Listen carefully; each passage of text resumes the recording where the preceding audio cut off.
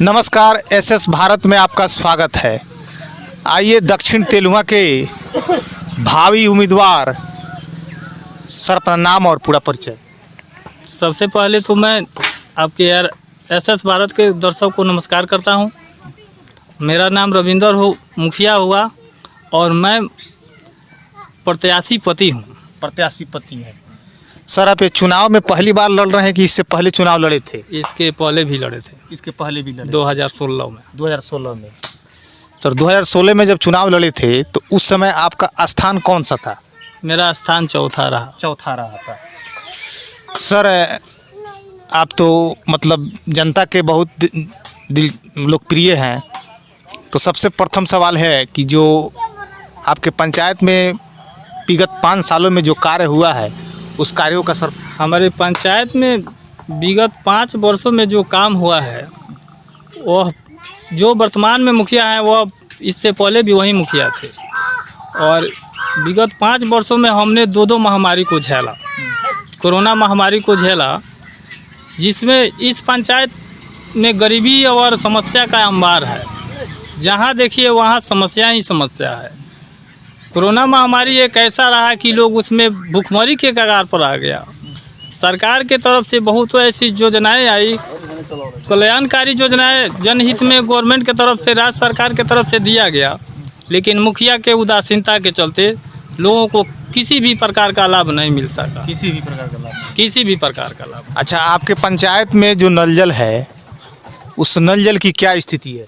नल जल की स्थिति ये है कि नल जल सीधे वार्ड सदस्य लोगों को बनवाना था, लेकिन मुखिया के खाते से ट्रांसफ़र होने के बाद ही वार्ड सदस्य के खाते में वह राशि जाती थी।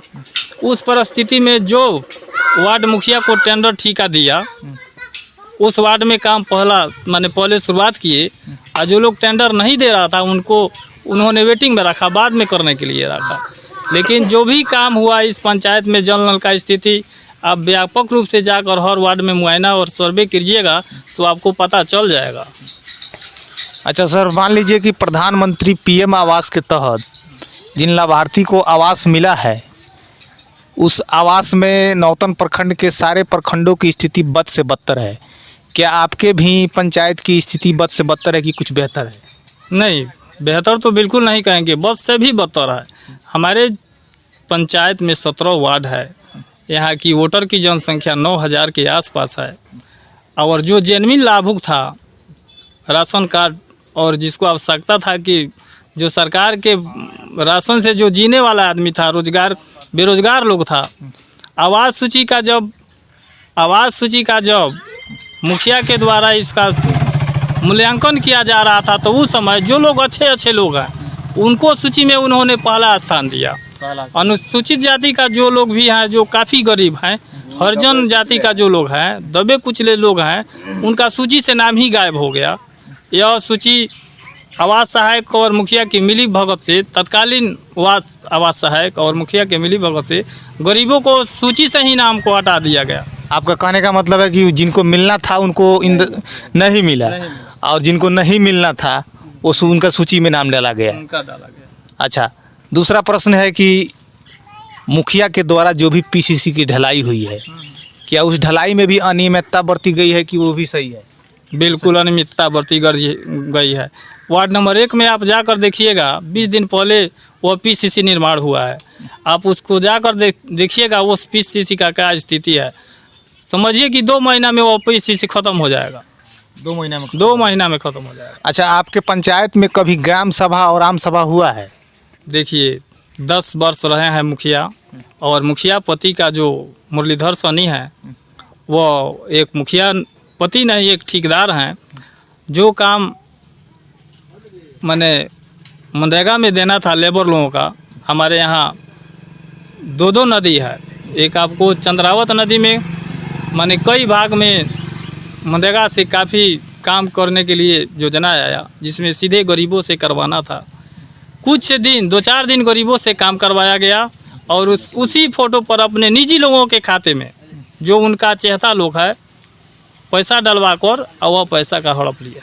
पैसा का गबन। अच्छा, आम सभा ग्राम सभा हुआ है कि नहीं हुआ है, हमें जानना चाहिए। आम सभा देखिए, हमारे पंचायत में जब से अब मुखिया बने हैं, 10 वर्षों में, तो पहले रीजन में तो 2 बार हुआ, लेकिन उसमें 10 ही लोग बैठे थे। इस रीजन में तो माने आम सभा का चर्चा हटाइए। 2 अक्टूबर, 15 अगस्त और 26 जनवरी को सरकार का यह प्रावधान है कि ग्राम सभा और आम सभा लगाकर पंचायत से विभिन्न योजनाओं को जो जन कल्याणकारी है, जनहित में है, उसको उस पर क्रियान्वयन करना है। ऐसा उन्होंने एक भी न आम सभा किए न ग्राम सभा। अच्छा, इसका मतलब है कि जो ग्राम सभा और आम सभा भी नहीं हुआ है। बिल्कुल नहीं हुआ है।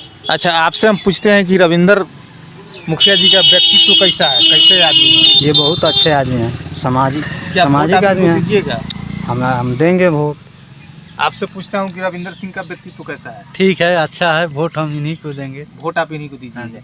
अच्छा, दूसरा प्रश्न है कि मान लीजिए कि जो आपके को जनता जनार्दन अगर चुन देती है, तो आपके मन में कोई ड्रीम प्रोजेक्ट हो जो वर्तमान में जो मुखिया जी हैं, चाहे पिछले बार मुखिया जी रहे हैं, उनसे जो कार्य नहीं हुआ है, वो कार्य आप कैसे मतलब देखते हैं ड्रीम प्रोजेक्ट के तहत? ये क्वेश्चन आपका बहुत सबसे लाजमी है। देखिए, पूर्व के चुनाव में लोकसभा का चुनाव जब हो रहा था, तो नरेंद्र मोदी जी आए थे बिहार में और उन्होंने बोला था कि हमको स्मार्ट सिटी बनाना है। लेकिन माननीय मुख्यमंत्री जी बिहार सरकार नीतीश कुमार, जो आज भी मुख्यमंत्री हैं, उन्होंने कहा था कि हम स्मार्ट गांव बनाएंगे। तो स्मार्ट गांव बनाने के लिए उन्होंने 7 निश्चय योजना लाया और उन्होंने खुद ऐलान किया था कि हम गांव को स्मार्ट बना देंगे। उस योजना में पहला उनका योजना था जल नल जल, दूसरा योजना था नली गली। तो पहला योजना तो माने 80% फ्लॉप है और नली गली का तो नामो निशान नहीं है। कहीं कहीं नली गली का निर्माण भी हुआ है, तो ये इसी साल के बारिश में वो धंस गया है, टूट गया है। तो मेरा अपना चिंतन है कि मेरे पंचायत में 17 वार्ड है और उसमें काफ़ी समस्या का अंबार है। वार्ड नंबर 15 आप जाइएगा, देखिएगा, वार्ड नंबर 14, वार्ड नंबर 17 और 16 और 13, जिसमें आने जाने के लिए एक अवछार बारिश हो जाए तो रास्ता का दिक्कत है, तमाम समस्या है। वहाँ पर जाने के बाद वहाँ की जनता का क्या दुर्दशा है, जाने के बाद आपको खुद ब खुद पता चलेगा। तो मेरा अपना चिंतन है कि यदि जनता का आशीर्वाद मुझे मिला और मुझे जनता मुखिया को पावर दिया, तो सबसे पहले मैं अपने हर एक वार्ड को रास्ता से जोड़ूंगा, जो और मेन रास्ता है, मुख्य रास्ता से, और नली गली रास्ता को जो गुणवत्तापूर्वक होना चाहिए वैसा निर्माण मेरा अपना चिंतन है कि कराऊंगा। उसके साथ साथ जो गरीब बेरोजगार लोग हैं, उनको मनरेगा से जो सरकार की योजना है उससे जोड़ूंगा।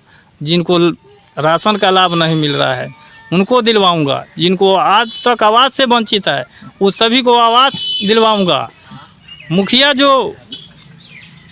के अंदर के जो काम नहीं है, आवश्यकता पड़ेगा तो विधायक और MP से भी मिलकर अपने पंचायत का जो भी रास्ता का समस्या है, अस्पताल का समस्या है, तमाम समस्या है, उस पर एक एक करके मैं भरपूर उसको पूरा करने का प्रयास करूंगा।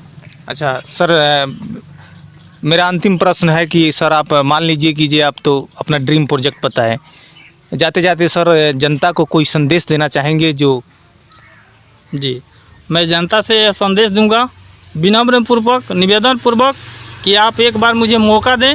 यदि मौका मिला तो आपके विश्वास को मैं कभी भी टूटने नहीं दूंगा और साथ ही साथ आपके स्वाभिमान को भी झुकने नहीं दूंगा।